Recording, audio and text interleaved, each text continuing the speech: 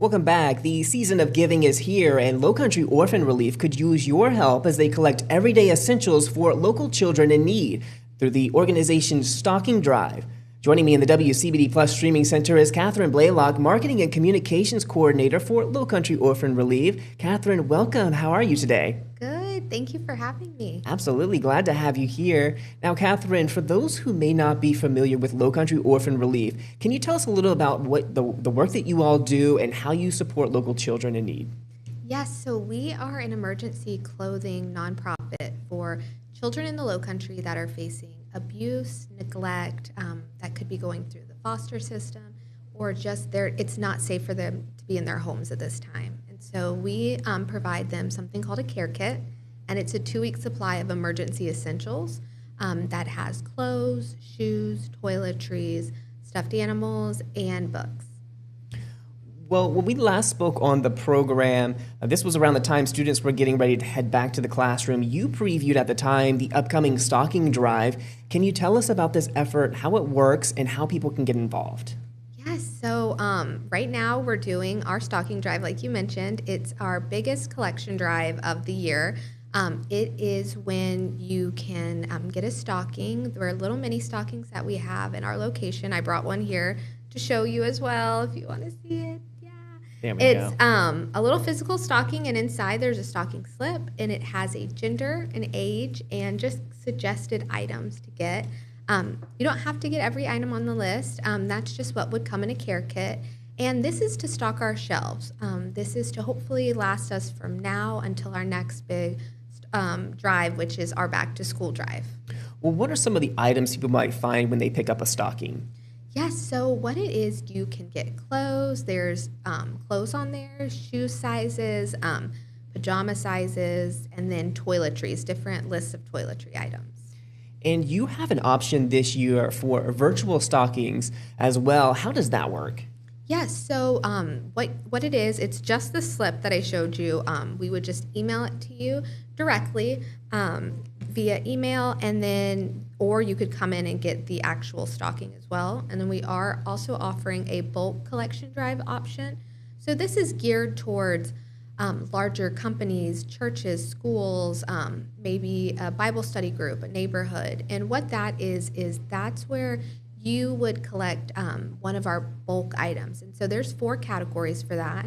Baby, essentials. Essentials is diapers, wipes, and pull-ups. Adult basics, and then hair care products. And Catherine, maybe people are not really into shopping, but they can still help by sponsoring a stocking. So what is covered by donations? Yes, so we have a couple options. I know, like you said, some people aren't, able to go out. So you also could go to our Amazon wish list on our website under Stocking Drive.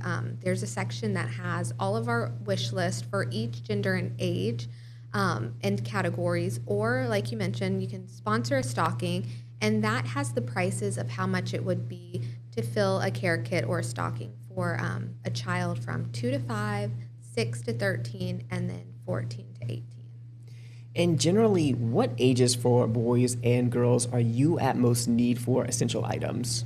Yes, so I would definitely say probably age 7 through probably age 14, 15. And Catherine, it's a holiday season and people are likely feeling that giving spirit. So is it okay if people kind of stray from that list? And if so, what are some acceptable items that they can include when going out and shopping? Yes, so it's definitely a fun time, obviously. It's Christmas, the holiday time.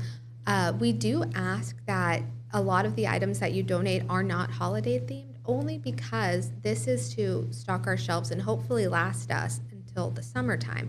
So get pajamas, maybe get red and green, just maybe not have the holiday themes on them, but books, stuffed animals, anything like that we put into every care kit, no matter the child's age. If they're a newborn all the way through age 18, they're still going to get those 2 stuffed animals and books. So the stocking drive is one of your biggest events of the year, and then also the back to school drive. But you have other periods of the year where you really need supplies. So if, a lot's going on during the holiday, maybe if someone isn't able to get a stocking, What are some of the other peak times where you really need some help with some of these essential items, clothing, jackets, toiletries, and things like that? Yes, so probably all year long, so toiletries is something that goes in pretty much every care kit. We are referral based, so there is a form that the referrer will fill out, but most everybody wants the toiletry kit. So I definitely say toothpaste and toothbrushes are always on our need list. But the time around like October, I would say, October and November, we're really in need of clothes just because people have just given for this our back to school drive and they're waiting on our stocking drive.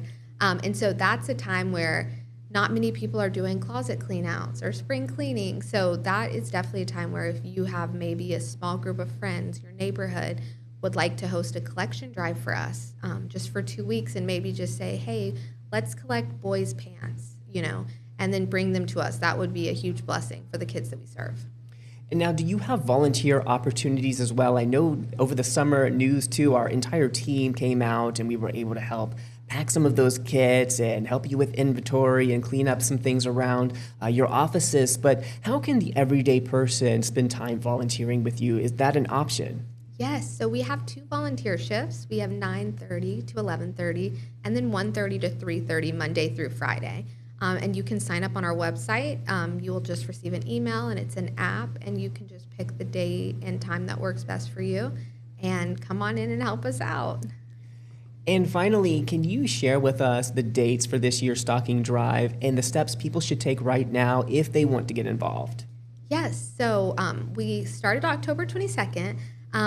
We have our first drop-off date. Availability is November 12th, and then the last day to drop off would be December 17th. And you have an entire team who is putting together some of these stockings and getting people ready and encouraged to donate to children. And all of these donations stay right here in the community. Is that right? Yes. So what I always like to remind people is these stockings, these items on these lists, these are going to children in our community. These are kids that could go to school with your kids.